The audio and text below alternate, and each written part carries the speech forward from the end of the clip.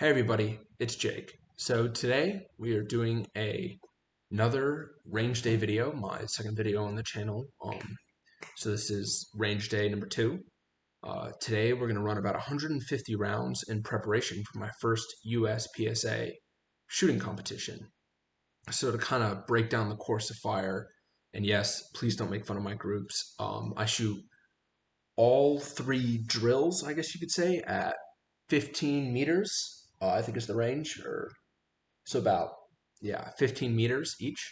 For the first 50 rounds, just kind of get the boring stuff out of the way, I shoot 10 groups, 5 round groups at these targets. Please don't make fun of my groups. Um, I swear they're not bad. Well, okay, they are bad, but I'm trying to get out there, put the work in. So I shoot, 10 5 round groups at these circles. In my defense, these circles I believe are like 3 inches. They're not the biggest things in the world. Or okay, no, I'm sure. I didn't mean to offend anybody. 3 inches, I'm sure, is very big. Um, to me, 3 inches is a crazy amount. So we're good there. No, I'm sorry about that. But yeah, so basically, I kind of warm up. I shoot my first 50 rounds in you know groups of 5, and then kind of revisiting the theme of the last video. I shoot uh, a 50 round dot torture drill. Um, and then I go in the last round, I use this same target I'm currently using on screen now, which you can see, and I do transitions. So I do the drill. I think it's a couple rounds basically where I shoot at each target once in kind of a string of fire. So I'll shoot one at the bottom right, then bottom left, then middle right, middle left, and I'll do that trying to work transitions the best I can on an indoor range. Like I said, this is all kind of in preparation for that first competition, which is what we'll mostly be talking about in this video. So unlike the last video, today I'm just training on my Gen 5 Glock 19, which has a Hollow Sun red dot on it, and the TLR 1 HL light underneath it. And then at the time, it had a beaver tail on it, but it was like a third party beaver tail that didn't extend all the way down the grip. And it had a striker force or striker arms. I don't really remember, but it flared magwell. It was a very subtle, kind of tactical looking magwell. I'm finishing up my last 4 groups on this target right here, and then I'll kind of move into dot torture. But for the whole day, I'm shooting this because that'll be my competition gun. So kind of talking after the event. The event was yesterday, so Saturday the 20th. I'm recording this when it's posted, Sunday the 21st. Um, and I honestly had a lot of fun at that competition. It was very cool. It was really nice to rip the band-aid off. I was always like, oh, I'll compete, I'll compete. I just need to get to a certain level with my groups. They need to be, I need to be shooting through the same hole. You know what I mean? Kind of like a Deadshot from Suicide Squad, where he was, every bullet was going in the same place. Is what I thought, but I honestly was just like, you know what, send it. Let's sign up for one. I saw it. Um, Found it on the internet, saw it was pretty close, like 20 minutes away. So yeah, the competition was awesome. It was 5 stages. I had a lot of fun. For those of you who don't know, USPSA is like a shooting competition. I'm gonna try to make it as brief as possible, and you have to shoot multiple targets. If it's a paper target, you have to shoot it twice, and if it's a steel target, you have to shoot it once. And you basically, the way they're like these walls set up that you obviously can't shoot, but they're kind of see through, and there's this like red box or area on the ground you can walk in, and you have to run to different positions and shoot targets, and then certain um, lanes or bays or shoots basically, and there were 5 different scenarios set up, require you to reload, where it's like, you have to shoot minimum 40 shots, not including makeup shots or whatever. So you would have to do a reload because you can't just, the rules say you can't slap a drum mag onto there. So I show up, I have a blue alpha belt with S-Tac pistols. I have, or pistol holsters on it. I'm kind of trying to go over all my gear from memory. I have a T-Rex arm, Ragnarok holster for my Glock, and then I have the oh, I'm totally blanking on what it is, but it's like the low ride or mid ride Safari Land like setup that the Ragnarok hooks into. And then I have 4 Glock magazines with a 5 round extension from Warren, and I know that because I'm holding it in my hand. from Warren. I'm sure it's like Warren Tactical or something. But basically, uh, yeah. I show up. I did have a thigh strap, and they told me when I got there that thigh straps just recently were not allowed. So yeah, that's something interesting. So the division I was put in was carry optics. There are different divisions depending on what pistol you shoot. You know, optics puts you in a certain one. If it's like a race gun, it's super high fancy, that puts you in one. But I realized with my flared magwell that it would put me in a different division. And it was my first time. I didn't do great, so nobody, they were like, we're not going to switch you over or anything. Um, so actually for follow-on competitions, I took that flared magwell off because that would put me in carry optics limited, and that'd be people who kind of took their guns and like kind of made their duty guns kind of into race guns a bit with accessories. So I've decided to go against that. I want to stay in just carry optics. I try to, so my philosophy when it comes to guns, I try to make it, here I go on the dot torture. I try to make it as close to stuff I'll use for work as possible. I'm a big thing of like trying to replicate, you know, if I ever work with a Glock 19 or a M17, I try to replicate those conditions. So yeah, um, that's why I'm making those changes. So I went there, had a blast, was really nervous. The first stage was one of the harder ones. I shot that. The whole theme throughout the uh, event was basically the way those um, competition is scored. And I'm sorry for all the pauses.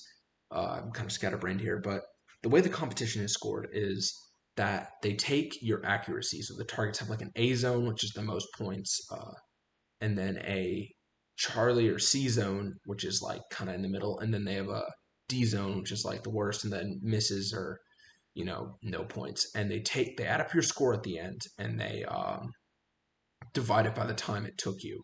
So I on my first competition just took my time, and that kind of affected my scores a bit. It wasn't great, but I was going through the scores this morning when they were posted, and I had one of the highest accuracies out of everybody. But of course, that's not part of the game. Like it's actually better to hit, maybe a C zone on a couple of targets, but hit them fast, and you'll get a way higher score. But it was my first event. You can very easily get disqualified by violating safety rules, especially running around and high stress situations. So my goal was just not to disqualify, do something dumb, negligently discharge, or you know, God forbid, accidentally hurt somebody, and I succeeded. So in my event, in my head, that was a big win. That I had completed my goal for that competition. But yeah, I was also very happy with my accuracy. I had a really high accuracy, except for one stage. There were a lot of long shots that I shot a lot of like no shoot, which are like hostage targets. They have like they're blocked by hostages, and that's something I definitely want to practice more with. I'll try to practice it and simulate it maybe in one of these later range videos, but these like dot drills and shooting these like 3 inch or maybe these this dot torture's 3 inch and the other targets are like 5 inch. Shooting these smaller targets have really begun to pay off. Where I was shooting, I don't believe in the last video I was shooting it, but I was shooting a lot larger targets when I first started coming to this range that I'm shooting at in these videos. I think they're about like maybe a foot in uh, vertical height, and then in width they were maybe about they were just a lot. I'm looking at I have one posted on my wall. They were just a lot larger targets. Um, so I'm really happy with the accuracy. I had a very high accuracy. It's what a lot of the more experienced, very high ranked or not well, high ranked is relative to me. Very high ranked competitors had to say. They were like, "Dude, you're very accurate. You know how to use your gun. Now it's just working on that speed." And what I've decided, since I don't have access to a bay range where it's outside and you're in a dirt mound, you can run and shoot the targets you want. Um, there's just not one in my area, or the ones that are in my area are very expensive. Maybe I haven't discovered it. Who knows? Or maybe I'll decide to stop being cheap and sign up. But I decided that I'll work on accuracy, live fire at the range, and then movement kind of around my residence. I'll work in dry fire. So I'll practice running, reloading, transitioning around the apartment. Obviously, with dry fire, no live ammo in sight, and I have a dry fire mag for my Glock, so that's very helpful. just kind of, I have targets on the walls, as I mentioned a second ago, kind of transitioning to targets and just working that. And then on day of, kind of work that piece together, but getting comfortable running around like a maniac in my own house, and then applying that day of. But I really kind of my philosophy to training, and what hopefully you'll see in these videos as I keep updating them, is I really want to work uh, accuracy and building accuracy first, and then I can apply speed. I feel like I was there with another first time shooter to this style of thing, and he didn't score as well as me because he went really or he was fast, but then he would miss a lot because he was trying to go so fast. With me, it's like I took my time, and a lot of people were like, "You have the accuracy to go faster," and I'm like, "Yeah, but I'm not." I wasn't comfortable with it because of safety concerns and whatnot. Oh, by the way, on this dot challenge, I shot lefty, and I was very impressed. And if you notice on number 5, and you'd have to go back to the video, I should be paying attention to the B-roll. I shot very well one-handed righty, so I was very happy with that. Those clips. So kind of as we wrap up on the last drill, yeah, honestly, great experience. I'd say anybody looking, uh, all of my 2 viewers, if you are interested in doing these challenges, I highly recommend it. Everybody's really cool. Um, and then yeah, this this run right here I'm watching was horrible. You can see the first one I went low, almost onto the left middle target, and then um yeah, now I kind of know what I need to work. I would recommend just working accuracy, and then once you have the time, just go out there. They'll walk you through it. You could miss every target and they would not care. Like honestly, the gentlemen and ladies out there were awesome. Uh, they were so chill. They were just out there to have a good time. Nobody judged you. Like even though okay, the first time I was like shaking, all nervous, but then near the end I was a warrior going through those trails. Not really, but yeah, honestly, a really fun time. And yeah, I think these style of drills that you can see in this video for now, I really like, especially because I only have access to an indoor range, but I'd also like to work in more dry fire. I actually had another channel where I made like dry fire videos. I made like 2, and this was like a couple months ago. So yeah, maybe down the line I'll do some like, oh, this is me dry firing and stuff. And at this competition, I saw a lot of cool camera equipment. A lot of people videoed all their stages. Maybe eventually, when I'm not embarrassed,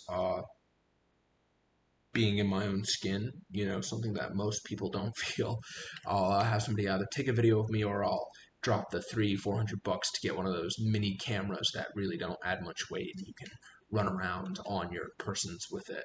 Then you guys can kind of watch me shoot the stage, and I can kind of walk you through what I was doing. I think that'll be really cool. I do plan on going to these competitions monthly, so maybe push out a training video, and then after I get, I'll say like 4 more competitions. 5 seems like a pretty good number. I'll man up, buy the equipment, and then run through the stages and kind of talk you through it. Um, of course, that camera will probably make me nervous, especially if I don't do well. Near the end, was somebody I was shooting with, that was their second time shooting, was like, oh, I'm gonna run the stage one more time, just get it on video. But yeah, honestly, a lot of fun. If you're wondering ammo wise, I was shooting 9mm. Of course, I was just shooting like cheap range ammo, and I didn't have any malfunctions, but some people did. Um, but it was like I only used like 100 rounds, maybe 150, or yeah, about 150 rounds, I'd say at least. And I missed stuff, so I took like, if you miss, you don't like, if you shoot like a Charlie shot, they only take your best 2 shots on target. That's how they were doing this competition. Some of it, it's like the only 2 you put on there, and it's a penalty if you shoot 3. So, but this one did makeup shots. Like some events I didn't. It's like, oh, you only need to shoot 39. I think was one of them, 39 shots, and uh, I ended up probably shooting like closer to 45 or 50 just because I missed, and I was like, I want the points. I want to be accurate. But yeah, that's my whole philosophy. And yeah, I just want to encourage you guys to go out there, be nervous, be jittery, get the jitters. Everybody has the jitters. They were saying, the guys who've been doing this for years, 10 years, 5 years, were like, oh, I get the jitters. Um, yeah, so I encourage you to go out there. That's the end of the video. As you can see, the B-roll stopped. Um, yeah, so thank you guys for watching. Thank you for tuning in, and have a wonderful day.